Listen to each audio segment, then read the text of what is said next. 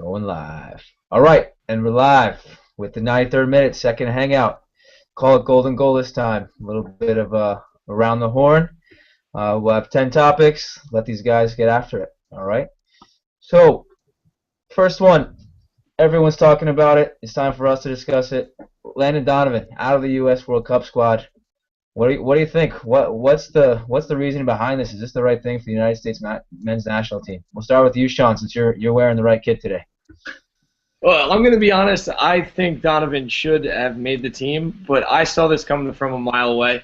And I actually just read an article today that the MLS just posted that a lot of players think that Jurgen Klinsmann had his mind made up before the 30-man camp to begin with. So I really think that Landon Donovan's obviously been in the doghouse since he went on that sabbatical right when a new coach joined, which was stupid.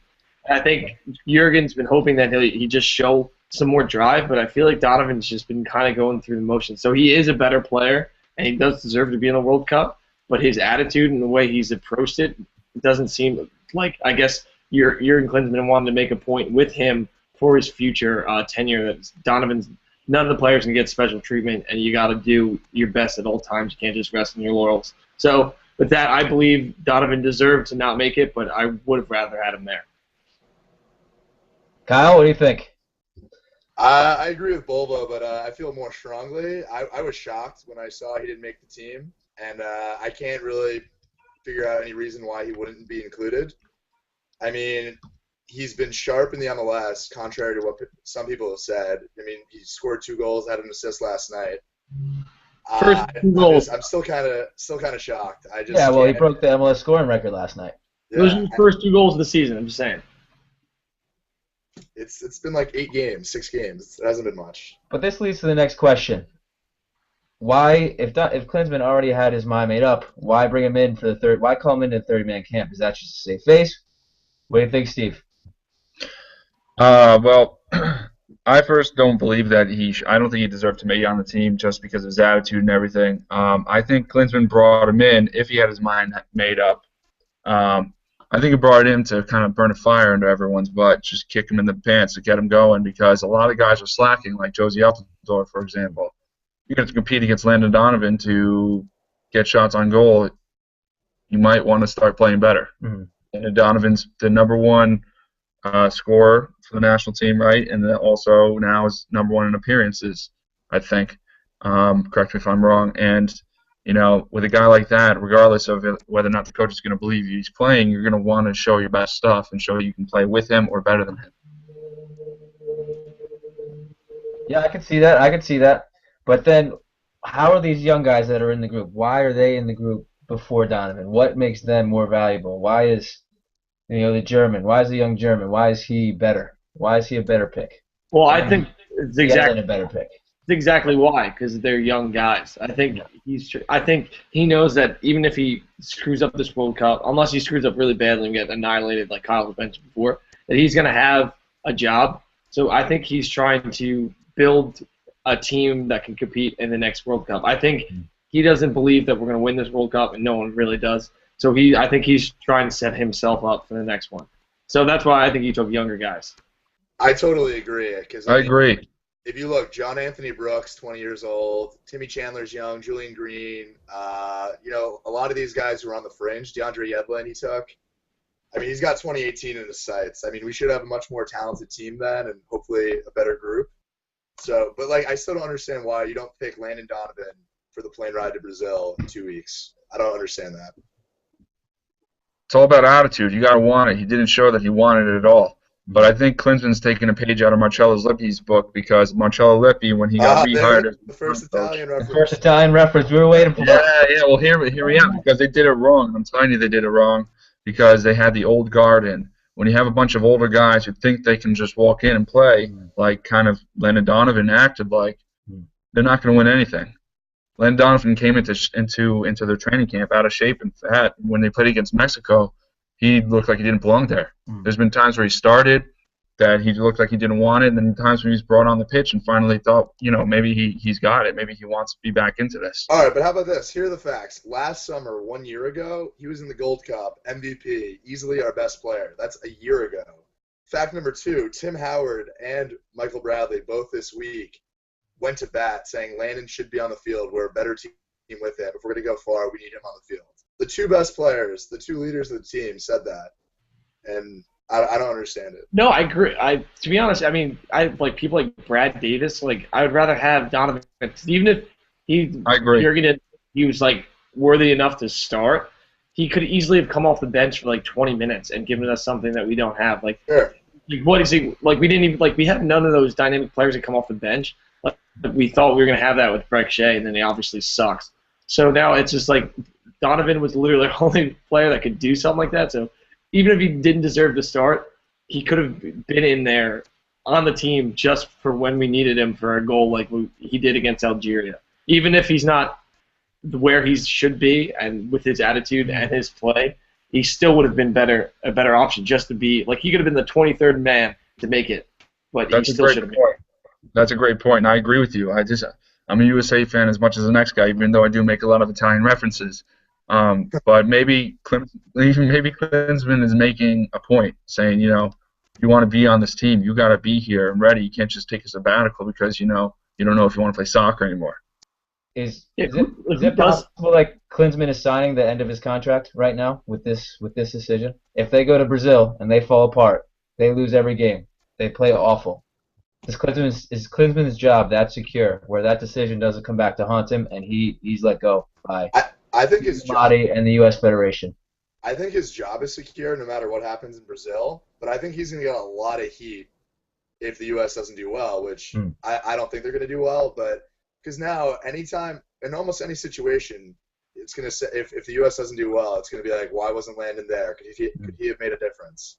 So just from that point, in that regard, it's a risky move on his part, and I don't agree with it, and I also think it's not worth the risk of leaving arguably the best player ever for the U.S. off the team.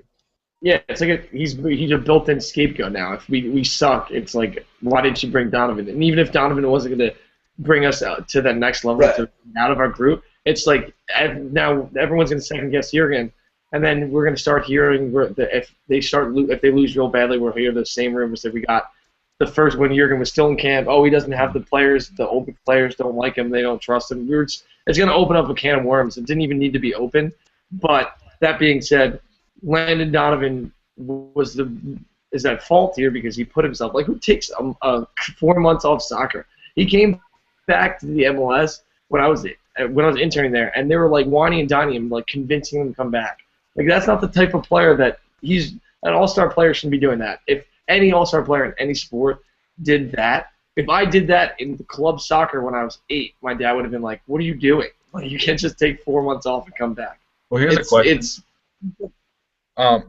Sorry to cut you off. I was gonna say, what if Klinsmann went to like Clint Dempsey and said, "Look, you're the captain now.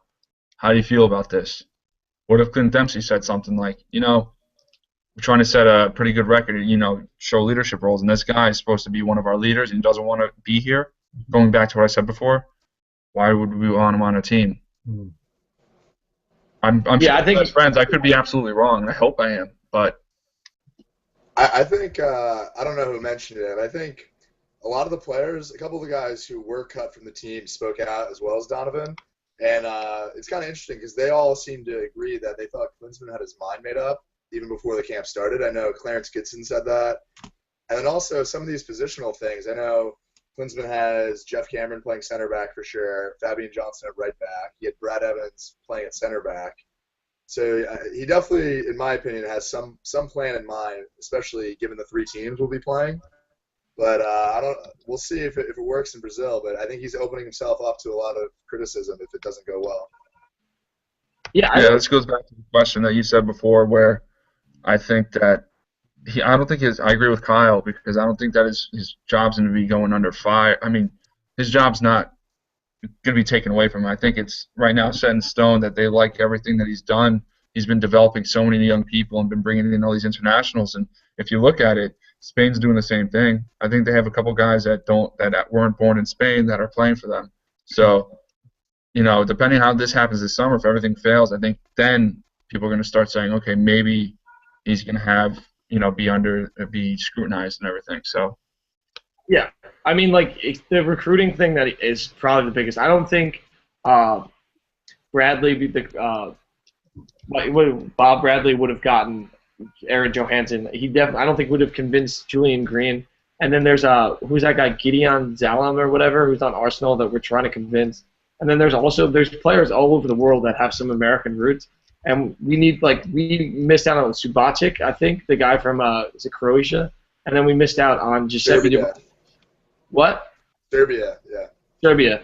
Mm-hmm. So we missed out on both of them, and they would have been in this World Cup team, and Giuseppe Rossi would have been our best forward by miles, and then and we would have had a good midfield with Subacic. So I mean, those make big differences, and being able to get those players will go a long way to keeping Jurgen here, because a lot of American coaches won't be able to do that, but the type of player Jurgen was, the coach he is, and his connections, he does so much for us on that front that he's almost valuable just because of that. All right. So bottom line is, Donovan being out is a problem for most of you. Maybe not Steve, but everyone else hates it. And Klinsmann's job safe. I'm surprised, but all right. Moving on. At the World Cup, Group A looks like a cakewalk for Brazil. Everyone's picking them to win the World Cup. It's Brazil, Mexico, Croatia, and Cameroon. Who finishes second in that group, and does Brazil win the World Cup as everyone's predicted them for? We'll start with you, Kyle. Actually, I don't think it's as much of a cakewalk as people are making it out to be. I think Mexico has talent. They could be dangerous. They do well in World Cups. Or they get out of the group stage and then always lose in the round of 16. Also, I like Croatia. I think Mandzukic is really good. You got the guy from Sevilla, Rakitic, is real good. Modric in the midfield. I think Croatia has a chance. They would be my pick to finish second. Okay. Then Cameroon's an athletic team. They have Samuel Eto'o. They've been in World Cups before. I mean, it's one of the easier groups, but I don't think it's a cakewalk. Okay. Sean, what do you think? No, yeah, I have to agree with Kyle. This Croatia, I think, is a great team, and I think they're not getting as much credit because Brazil, they're the home team, obviously, all the entire World Cup, and I don't think there's ever been a non-South American team to win a World Cup in South America. So you have to believe that they're going to win that group just based on that and their talent level. But I think Croatia will be the second place. Even they could sneak in the first if they get a couple lucky bounces their way. Mexico, after seeing them in qualifying, although I do believe they are a very good team, they're just not putting it together, and I feel like they're still not going to put it together. I feel like they're going to crash and burn. And I don't know much about Cameroon. All I know is that about Samuel Eto'o, and I did know that one thing that I didn't know is that apparently there's a player in Cameroon, like 19 years old, who's filthy forward, but Eto'o doesn't like him, so the coach doesn't put him on the team. So the fact that happened, it could be slightly better if Eto'o wasn't such a dick. Sounds about right. So I think Croatia, Brazil. That's what happens when you get a Chelsea. You become an asshole. Oh, man. I couldn't agree more with any of those statements. I mean, you guys took the words right out of my mouth. I think, actually, though, there's a chance that Brazil can finish second. Yeah. I think because they're going to walk in, egos flying high because, this is our country. We already won a World Cup here. We're better than all these teams. Croatia's going to come out of nowhere and just steal a game from them, and even Mexico can do so. Just kind of maybe play down to the level of the other teams and just they can lose. Yeah. It can always happen. Yeah, I mean, Mexico's guys that can come out of nowhere, and they run the lines as well as anyone. I forget. Chicharito is one of the best guys that runs all sidelines, and if you put a trap on him, he can be gone in a second. He did it to the U.S. Every time. Yeah, I mean, you have Thiago Motta is one of the best. Not Thiago Motta, Thiago Silva. Sorry, was one of the best center backs playing Italy on your as mind. well. Yeah. I don't want Thiago Motta on my team. Chicharito, I love Chicharito, but I think he was ruined for this World Cup by his lack of play at Manchester United. And qualification for Mexico was not good. Like, they couldn't score goals. They couldn't find ways to get in behind teams. They were struggling. Even Giovanni Dos Santos, who I think is an excellent player, but he could not find a way through. That's why I'm worried about Mexico a little bit. But it'd be nice if Carlos Vela decided to hop on that plane. Yeah, Yeah, definitely. But if they were able to find their goal scoring form, they could be dangerous, no question. I, Since we Yeah. brought up Italy, though, let's talk about Italy. What's going on with their national team? What's this new regime coming in? Where's the, defensive fortitude of the past? Is there some attacking style in the future? Is it going to be exciting to watch for us? let's go with Steve. Well, Yeah, I think we go with Steve here. I mean, I was just in Italy, and that's all I talked about with my cousins. And surprisingly, some of the cousins I met for the first time didn't like soccer. Go figure. They're all motocross fans. Anyways, um, I think that the times are changing, and we're gonna have I act on behalf of Italy. They're gonna have a okay defense, but their real strength is obviously gonna lie in their midfield and their strikers. They have some talented strikers coming in that are very young, that are going to be there for a few years, a few World Cups possibly. But I don't know. A lot of people are Steve, skeptical. who's that forward on Italy with the great lettuce, great flow? El Gray hair. Shaarawy with the big. No, he's got long hair, or maybe I thought Oh, you're maybe right. Long hair. He's got long hair. I know what you're talking about. Ciro Yeah. Immobile or Alessio Cerci. when he scored against when they played Spain in that exhibition. The Oh. Diego Costa's first game. He may have been a midfield player, but I thought he was awesome. Montalivo, are you talking about? I think it could be Montalivo. Does he have long hair? Montalivo does have long hair. Yeah, then that's it. Hey, let me look it up. Let's Might as look well. that up. Get on the internet over here. Yeah, it's Montalivo. But by the way, I just tried to Google it and said the suggested search was Montalivo gay. So So we're done talking about that. Let's move on. No. But Ricardo Montalivo, I can give you an argument as to why he should not be on the national team, and he is. He's a good passer, and he stays home on defense, but he's very slow, and he actually seldom passes. When he does, they're good passes. So he keeps his head down and dribbles way too much, and I think he's going to be one of the reasons why they lose possession in the midfield and what is actually a weakness and what should be a strength for Italy. Do you see them advancing, Steve? I see them advancing just barely. who's in their group again? England, Uruguay, and Costa Rica. Yes. Oh, we've got good I news. see Uruguay winning it flat out. I don't know. I think England might take Italy's spot. I like. England's think gonna so. struggle. I hate their coach, but their team is filthy, and I think Wayne Rooney and Daniel Sturridge and up top is going to be insane. But I think Just like them because it's I'm coming Liverpool's from a place of love for Daniel Sturridge. Yeah, Liverpool, we know. But I want to see Ross Barkley get on the field. I think he could do some damage in Brazil. Me too. They have a lot of talented youngsters. The Roy Hodgson's such a bad coach. I don't know why he's still there. He's such a boring coach, and they have such dynamic players, and they're going to play such boring soccer like they always do. And they're He's an old legend. He's an old legend. He likes the old guard, and that's the way of England a little bit. They like that. Yeah, And I they heard- do have a lot of young talent. Like Wilshere, he's injured, but he's on the team. Like if he's able to play, Oxlade-Chamberlain. I would be real excited for England if Theo Walcott was available. I think that he changes with that kind of pace on both sides, which they could have if he was available. That would be very, very dangerous. But I don't like their chances. Yeah, I don't think England's going to do well. They play kick and chase. That's all they do. If they learn how to play some sort of European-esque soccer, I think with the blend of passing, maybe possession, especially with the talent that they have in the midfield, they can do some damage. But if they just play kick and chase to Wayne Rooney and Daniel Sturridge, nothing else is going to happen. their players know how to play continental European soccer, but because they play with their club teams. But then as soon as they go to the national team, they all just start playing shitty English soccer. They turn into 7-year-olds. That's what happens. They turn into 7-year-olds. Like there's got to be a way to get a coach. Like I guess most coaches don't want to coach England because of the old guard and all the things going on in their media and everything. But I mean, they got like a progressive coach like a Brendan Rodgers, then they would probably be able to play much better soccer. I'm just saying. Who does he coach for? I think it's Liverpool. The England's biggest problem will be that they're going to be playing in 100-degree weather with 100% humidity, and they're used to 55 True. and rainy, 350 days a year. Good. And they're That's a wet. good point. So we'll see. That's a good point. So Fun fact, actually, the English Premier League has a player from every country in the World Cup.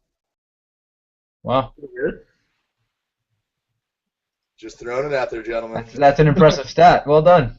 Just Even lob our them out there.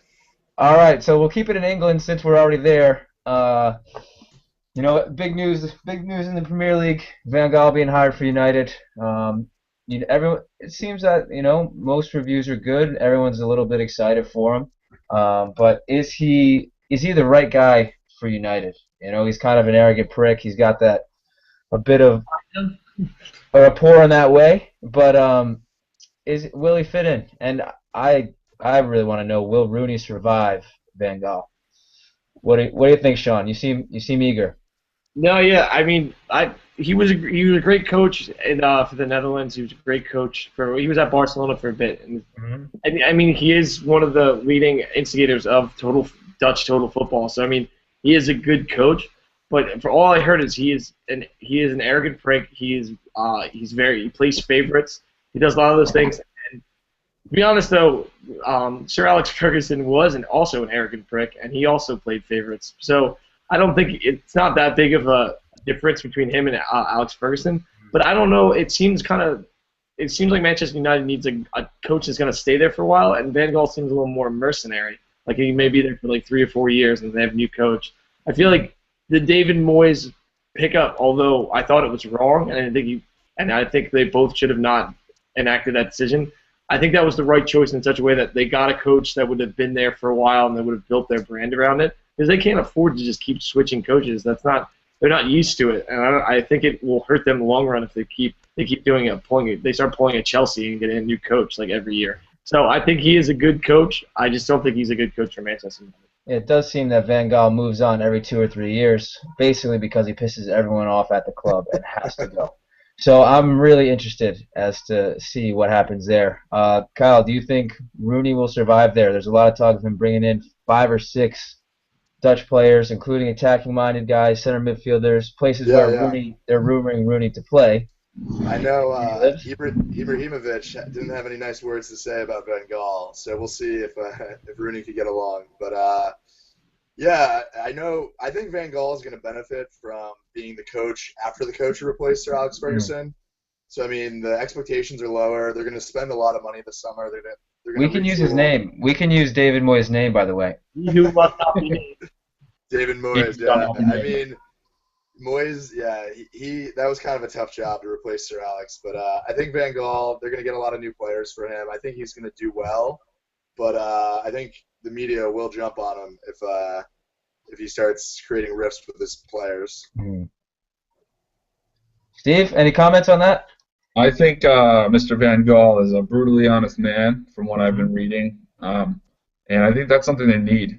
I feel like there's a lot of prima donnas on a team like Manchester United, as there are many large paid people. And so I think this guy, the reason why it pisses off so many people is because he just tells it like it is. And I hope he does, because Man United's a team that's fun to watch, and that should be in most of the big European tournaments. And you know what? David Moyes didn't do anything. He just kind of sat back and let people do stuff. At least it seemed like, from my point of view. Maybe Van Gaal's going to mix it up a bit. Maybe he'll piss off Rooney to the point where he'll start playing. Yeah. That's why he's bringing in more people.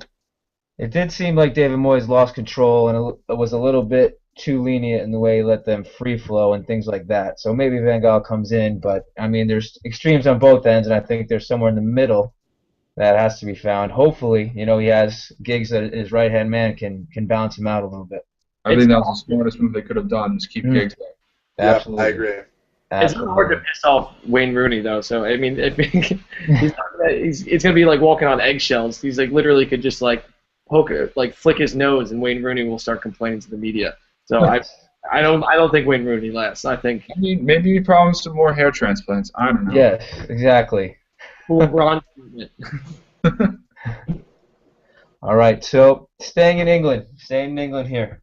As much as I hate him, Personally, I would never want to meet this man, talk to this man, but it cannot be denied that over the past, I think, 7 or 8 seasons he's been at Chelsea, He's been arguably one of the best left backs in the Premier League. Ashley Cole. If he ends up leaving, or is he leaving? Where does he go, and who replaces him? Let's start with you, Sean. Well, Ashley Cole, I mean, left back. So is Chelsea in the running for Luke Shaw? Are they one of the many? Because if they are in the running, they have the money. They're gonna get Luke Shaw. Although, as a Liverpool fan, I really want Luke Shaw. But I think I'm not going to be objective here because I don't like Ashley Cole. So I'm glad that he's finally going away, and I hope it continues with the likes of John Terry and Lampard and the rest of those guys. So. Yeah, I mean, it's one thing to be a player, but it's also another thing to sleep with other people's wives on your own team. So both those guys can get on their way out, and that'd be fine. Kyle, what do you think about him? Who are they going to bring in if Luke Shaw is not the guy? Do they have anyone in the team? Is Azpilicueta the answer? What do you think? I like Azpilicueta, so you could use him, but maybe a Leighton Baines or someone of that ilk. But yeah, I think it's just kind of just changing of the guard. You know, Ashley Cole's been around for a while, good player, but just looking for younger guys to replace him. Okay. And Steve, what about Mourinho? It was kind of funny this year. They were on the edge of winning everything and then won nothing. Typically, Mourinho is one of those nomadic herders as well who ventures from place to place. Does he last any longer than his first tenure at Chelsea? You know, that's a loaded question. I think he's going to stay. I think this year is going to be his year where he feels it out because he's got really tight ties to Inter Milan, and I think they really want him back there after firing Walter Mazzarri. So we'll see what happens. But he always said he had fun, the most fun at Chelsea and between Inter. So it's tough. He always plays his mind games and says he's going to do this and then does the complete opposite.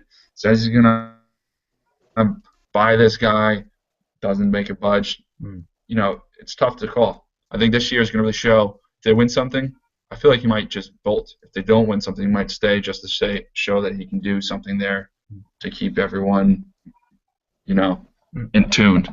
Yeah, he has the coaching attention span of like a little kid. He's not going to stay for much longer than 2 or 3 years, no matter how much he enjoys it, how many players he buys. He's going to either look for the next challenge or go back to Inter Milan. He can't. He's too fidgety. He's going to get bored, and so he's going to move. And it's just a matter of where to and when. He's too much of the special one to stay in one place for a long time. He's pretty special. Tell you that. He's definitely special. All right, so there's a big game this weekend, Champions League final. I hope you all got a good chance to watch that and take that all in. Is Sergio Ramos? He was already a legend for me in Real Madrid folklore, but now he really is a god. Is Real Madrid the best club team in the world? Is this competition really an indicator of world dominance in that sense? What do you think, Steve? Start with you. I think they do a pretty good job of indicating who's the best in the world. However, I don't think it actually says who this game at least doesn't show that Real Madrid is the best in the world. They just came together at the right time. You know, that $100 million man that they spent happened. But Atletico Madrid kind of just took the foot off the pedal towards the end, and they kept letting Real just pound and pound and pound, and any defense will break against a superstar team like that. Yeah, I think Atletico Madrid, they defended so well, so much tenacity, so much heart, so much fight. I think after a while that just is draining. It's not an easy thing to do for a full 90 minutes, a full 95 minutes, whatever it is. And the extra time, they were just, for me, it looked like they were just spent. They made a bad choice with Diego Costa. That hurt him. Yeah, that did end up hurting him in the end. I mean, 8 minutes out of one of your best players, and when you need guys to sub on late on in games, is not going to help. I'm just glad that Diego Simeone didn't murder anyone. He looks like an assassin to me. You're glad he didn't? I was hoping for it. I thought he was going to murder the ref for putting 5 minutes up and stopping. Yes. That was crazy when he just walked straight onto the field. I thought he was going to take off someone's cleat and pull a Happy Gilmore. But going back to the original question, though, I don't think Real Madrid were the best team this year, but I do think they're one of the 3, 4, 5 best teams all season. Mhm. But I do think the Champions League is a fair competition. That it's never going to reward the best team consistently, but it's always going to come down to one of the 3 or 4 best teams, because only those teams will be able to get through all of the stages and have the depth to really to win the battle of attrition to make it to that point. And for my money, I still thought Bayern was the best team. They probably peaked a little early, but I mean, Real was quality, and I'm a big fan of Di Maria, and he had an unbelievable game, and I look forward to. He had an unbelievable season, Di Maria. Yeah, he's been great. I'm a huge fan. Mm. No, yeah, I like that game. I knew Atletico was one of the best teams this year, and they are obviously on paper not as talented as Real Madrid.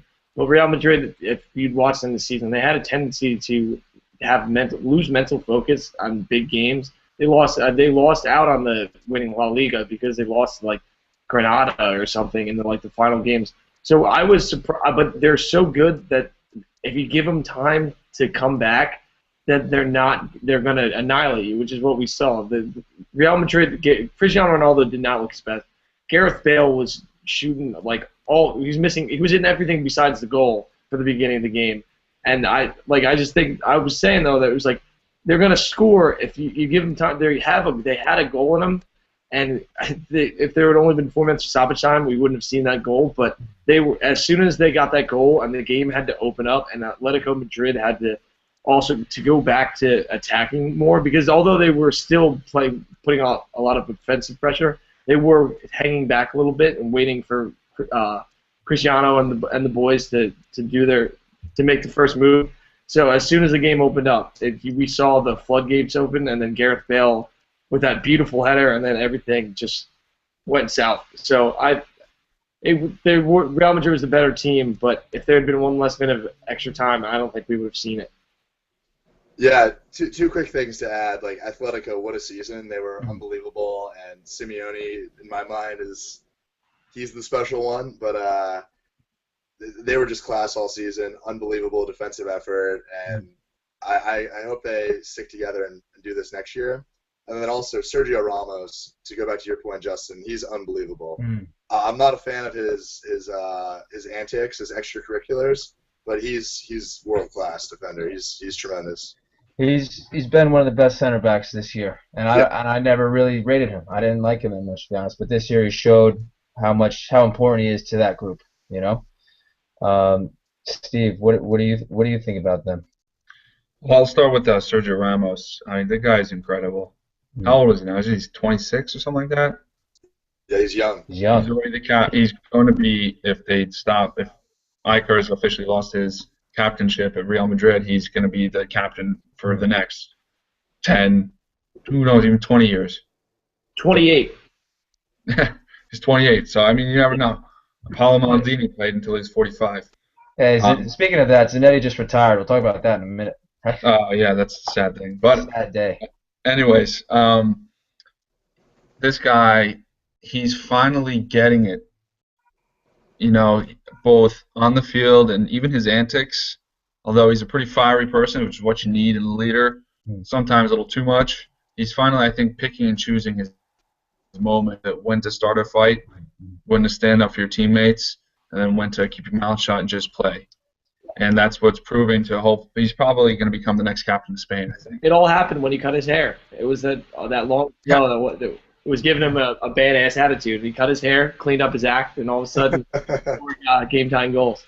But the red cards still remain. Yeah, he's a red card risk. He really is. It's unbelievable. I've never seen anything like that. It's just like one day he's like bipolar almost. Like one day he's just like, oh, this is the best. He's playing the best, and all of a sudden he just F you ref, F you this guy. I don't want to play today. But it's getting a little bit better, like you said. He's definitely world class. I think he still can grow, which is kind of incredible to think about. Yeah. But he's definitely the future in the back. Him and Varane, I think, in the back for Real Madrid. Yeah. And they're going to be they'll be good for many years to come. Yeah, I think Pepe and Marcelo are going to be shipped off somewhere. Pepe's got weird hair now, so I don't know. Yeah, that's awful. He's got to do something about that. Shave it. Shave it. He looks scarier with it without it. I agree. Why doesn't he keep the shave? Why did he decide to grow it back? I think it prevented him from getting yellow cards because he's been unbelievable not getting yellow cards this year, Pepe. Maybe. I don't know what it is. A little bit slower. I don't know what it is, but um, this is just offbeat question. Will there ever be a tournament, a league, a championship of some kind that includes world soccer? That's not the World Cup. It's a club tournament where it's actually respected, where the MLS maybe sends teams somewhere, and Europe sends teams, and somewhere else sends teams, and the best of the best of the best playing a tournament. You think? What's that? Don't they already have that? I'm saying a respected tournament, Oh not yeah. a. No, well, you're saying the FIFA Club World Cup isn't respected? Yeah, well, yes, exactly. I I don't think there ever will yeah, be. down the No. road, like very long term for sure, because soccer is just going to get bigger in places like the U.S. and other Mhm. countries. And who knows, in 30 years, 40 years, if the MLS becomes a legit league, Mhm. then that'll be the next logical step, just because there's going to be a lot of eyeballs and people are going to want to see that. But I still think that's a ways away, but I see it happening. Yeah, jumping off Kyle's point, I think if it gets respected, the future of it lies in the MLS because once the MLS is good, which it one day will be, all the U.S. soccer fans will see the Champions League over in Europe and they'll be like, how do we compare? And then they'll finally have an MLS team that can compete with them, and then the U.S. soccer fans will watch it, and the U.S. soccer fan base will then add a lot more intensity to the tournament just because the U.S. will actually care, and then the other club teams may start to care because the U.S. is hyping it up so much. So yeah, I think the future of that tournament succeeding in the long run is if MLS takes off the way it's going. Okay, and Steve, I heard you sneak in before we got going there that you don't think it'll ever will happen. I don't think so. I think it might expand to the U.S. once the MLS gets stronger and stronger, and I would love for that to happen. But in other places around the world, like the A League in Australia, and I think it's also called the A League out in China and Japan, Mhm. those those leagues are nothing to compare. MLS players would come and walk all around. I mean, you saw Alessandro Del Piero walk into the A League in Sydney, and he tore it up at the age of 43. Mm. You know, I don't think that anytime soon, at least. Yeah, it was similar tendencies to what the MLS was, probably 5, 6, 8 years ago when they were just getting all the elder statesmen coming over and tearing it up. So who knows? It's an interesting prospect. I would love personally. I would love to see it. I think it'd be just another spectacle kind of with the World Cup or a different year of the World Cup and Euros and everything, but just another big tournament for us to enjoy and talk about. Yeah, I have my money on Orlando City FC in 2050. Oh, okay. All right. We'll make that bet $1. I'll give you 5,000 to one. Just remember that. It's on film. We have that forever. It's All in the right. record books. Yes, yes, yes, yes.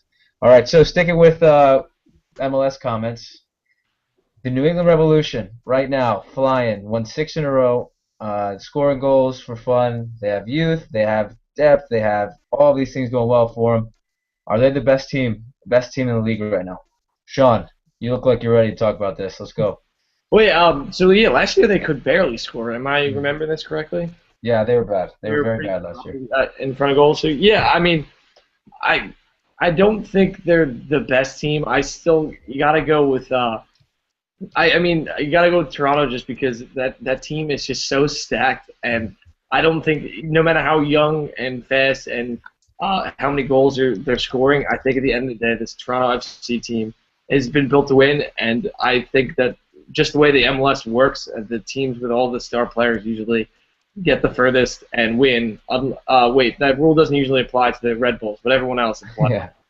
And I think Toronto FC is going to finally win it, and they have the fan base, they have the players. I think that it will be good for the MLS if they do win it. So I think so. I think it's going to be Toronto FC. I'm gonna respectfully disagree with Sean there. I think you've seen in the last couple of years, Real Salt Lake, Sporting KC, these kind of middle, smaller market teams have built from the ground up and just created a style of play that becomes really effective. And I think New England's following that mold. They've been killing it in the draft. I mean, Andrew Farrell looks like a great player. Kellen Rose, great. They got Lee Wen, Diego Fagundes. I mean, that Patrick rookie. Mullins, first round pick this year, scored 4 goals in the past 4 games. You Yeah, know? Mullins is a good player. I mean, Mm. I think actually a lot of those guys are going to be the core of the next cycle for the U.S. and I like Jay Heaps as a coach. And I don't know if they'll be the best team, but they're one of the top teams this year for me. Steve, what do you think? No Um, Italians. Are there any Italians in the group? well, I'm just saying, New England Revolution is all about Diego Fagundes. Mm-hmm. That kid's got it. He's gonna be, if he keeps performing the way he is, it might seem like he takes himself out of games, almost like a Cristiano Ronaldo. But at the same time, you flick the switch, he can turn it on and just burn every single person on the pitch. He's How old is he? incredibly Is he quick. 18? 18 He's years like old? 19. 18, something like He's that. 19. 19. I'm hoping he gets U.S. citizenship. That's what I'm looking for. I hope so too. That would be amazing. That would be very, very beneficial to us. He is the kind of player we have not had. No, exactly. Yeah. Right. Mick. Like Donovan was athletic when he was younger. He was very athletic, but he's not athletic like Diego. He doesn't have that quickness, that agility that Diego has. That ability to create things out of nothing, really It nothing. just comes naturally to him. It just flows. What nationality is he? He's Colombian. Uruguayan. Uruguayan. He'd link up well with Suarez too, so who knows? Speaking of Suarez, let's go with that. He just had surgery, repair meniscus. Typically that's 4 to 6 weeks to come back from. Their surgeons say in 3 weeks. You guys buying that? I don't know. These South American doctors, they're getting Falcao back in like 3 days from an ACL. This is Horse placenta. I don't know. They're doing funny things down there, but I would hate to see him miss the tournament. He's one of my favorite players to watch. He's an unbelievable talent, he's also just entertaining to watch. You never know what's going to happen when he's on the field. But so I'm hoping he makes it. So yeah, I mean, fingers crossed. I don't know what Uruguay is going to do with without one of their best strikers and one of their best goalkeepers as well. I mean, he's literally him and Cavani and Forlan don't really work as well together as you would hope they would. But Suarez has been in such a great player this year, even better than he usually is. That to be without him, and Forlan's a little too old. I don't know how much he's even going to play. And Cavani, I think that it would be great if they were both in great form together, playing on the same field. Uruguay could win it, but without Suarez, I think maybe their team is not good enough to carry that weight. Although they do have good players, I think that tandem up top would have been the death blow to all the teams they played. And without that, it's worrisome. Yeah. Hey Steve, is Italy sending the mob there to botch his operation or what? Yeah. May or may not have put out a hit on him. I don't know. But, go ahead. I was gonna say, as a soccer fan, I was gonna say Diego Forlan. I want to see him play, but I want to see Luis Suarez come in and tear it up because, as crazy as that guy is, he's so fun to watch. He's got a nose for goal. He'll score 3 goals a game, easy, no problem. Yeah, my favorite piece about him is his work rate. Yeah, it's unbelievable. He's one of the hardest working on the field, and people don't really talk about that. They just talk about how he bites people in the air, which is a bad thing. But hey, I just eat people. I don't eat parts of them. You can ask Kyle. He's right on my team. But I think as an Italian soccer fan, I hope he doesn't come back because if he does, Uruguay is a completely different team. As a Liverpool fan, I hope he doesn't come back because he could come back and then whatever they're doing to keep his knee together could fall apart and then he's out for the entire year. And I'd rather him not risk it. Well, we all know they're doing questionable steroids down there, so. Yeah, exactly. Let's give him a lot of cocaine and let him go. Well, we don't want to ruin his life. Maradona diet. That's Maradona. You know what? Don't give him cocaine because Maradona won a World Cup on cocaine. No, thank you. He won the World Cup on a lot of things. Well, the fact of the matter is, they're like Cavani, Forlan, and Suarez. Those guys together, they make any team change what they want to do. They have to change their defense. Their midfield has to change. They probably have to play deeper than they usually would. With those three. But without one of those, I mean, no question. I think, especially Suarez, it's gonna be tough for them. All right, so move on. Last topic of the day, and this one's for you over here, Steve. Pirlo just signed a deal with Juventus, a 2-year deal. keeps him there to the end of 2015, 2016. I mean, you just saw his brilliant free kick to end the season. It was outrageous. The guy is seemingly ageless, but is this good for Juventus? Is this what they need? I know he's a legend, but is he the guy that's going to keep them moving forward, keep them winning the league like they've been? I mean, as a Roma fan, I wish Roma signed him until then.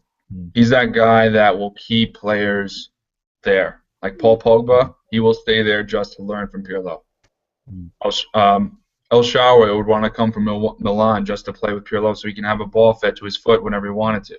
You know, as old as this guy gets, he's just so much smarter on all levels than most players. He's 10 moves ahead of, Thiago Silva if he's going to try and defend him. He's going to make him look stupid just by a touch of the ball.